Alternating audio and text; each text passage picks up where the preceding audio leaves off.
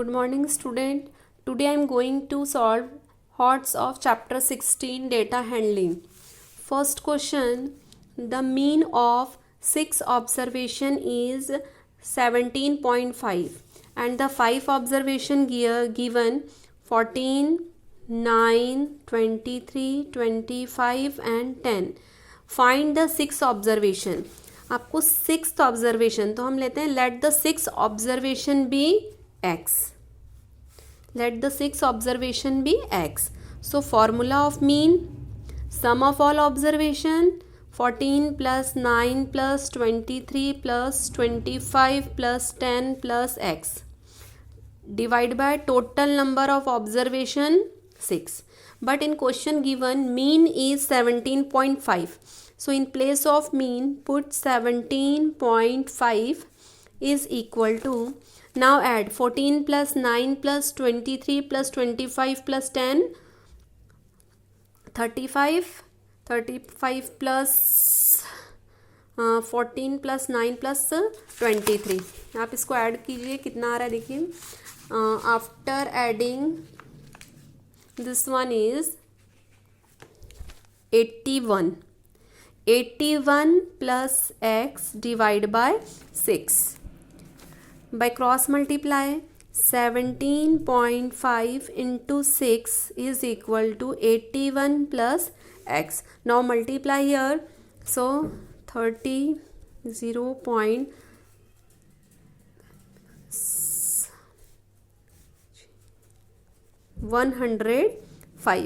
105 81 plus x. So value of x is 105 minus 81.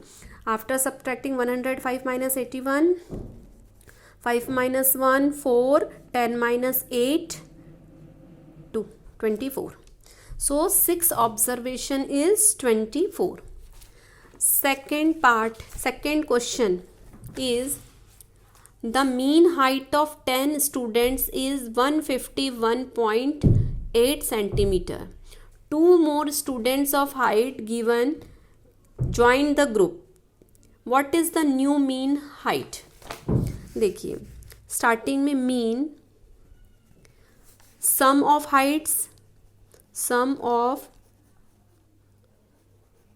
Heights divide by number of student starting में 10 थे and the mean height of 10 student is 151.8. Sum of heights of 10 students divide by 10. So after multiplication 151.8 into 10 is equal to sum of heights. So sum of heights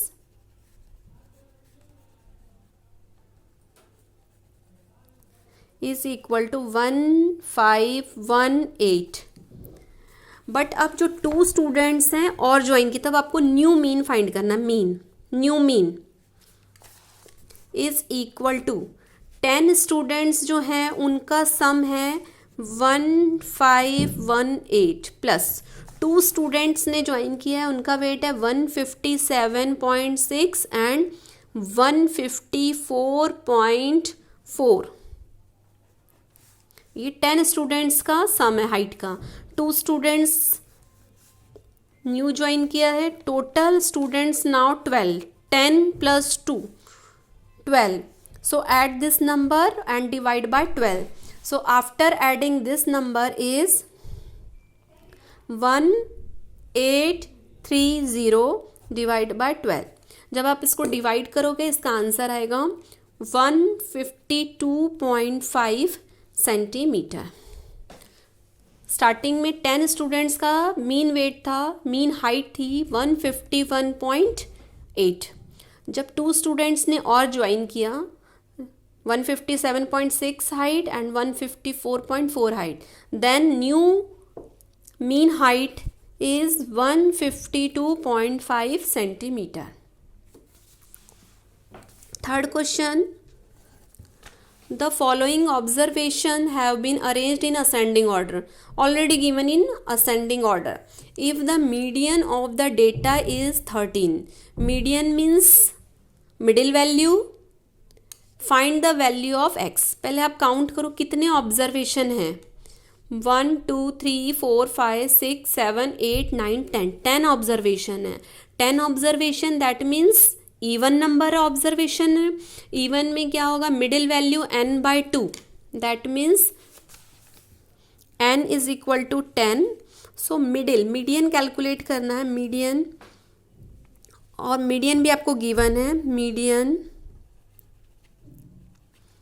n/2th term 10/2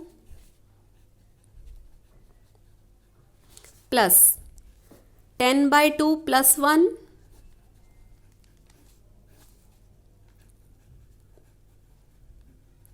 divide by 2.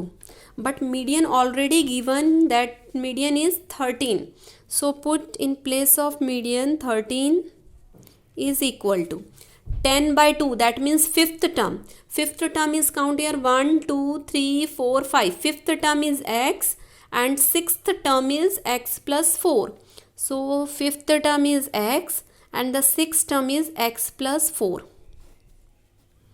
So x plus x 2x, 2x plus 4, and by cross multiply 13 into 2 26, 2x plus 4. So 26 minus 4 22,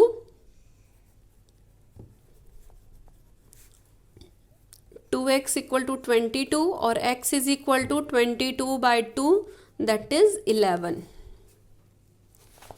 Question number 4th.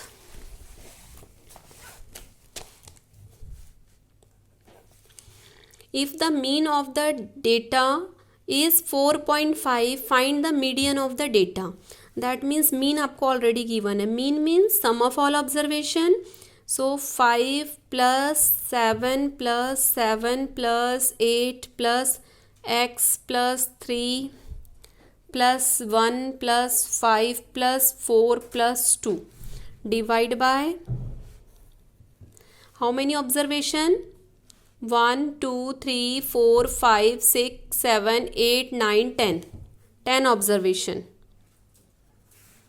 and mean given 4.5. So 4.5 is equal to, add 5 plus 7 plus 7, that is 42. 42 plus x. By cross multiply 4.5 into 10 is 45 is equal to 42 plus x, and x is equal to 45 minus 42, x is equal to 3. Now find the median of the data. Median के लिए आपको सबसे पहले arrange करना होगा in ascending order. Ascending order जो data given है उसको अरेंज करना है ascending, and value of x is 3. So arrange in ascending order. Arranging in ascending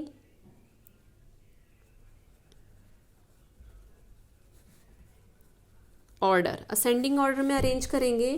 so 1 2 3 3 2 times, 4 5 2 time, 7 2 time and 8. Median number of terms 10 है, that means median fifth term and six term. So 1 2 3 4 5 fifth term and sixth term. That means 4 plus 5 divided by 2, 9/2 or 4.5.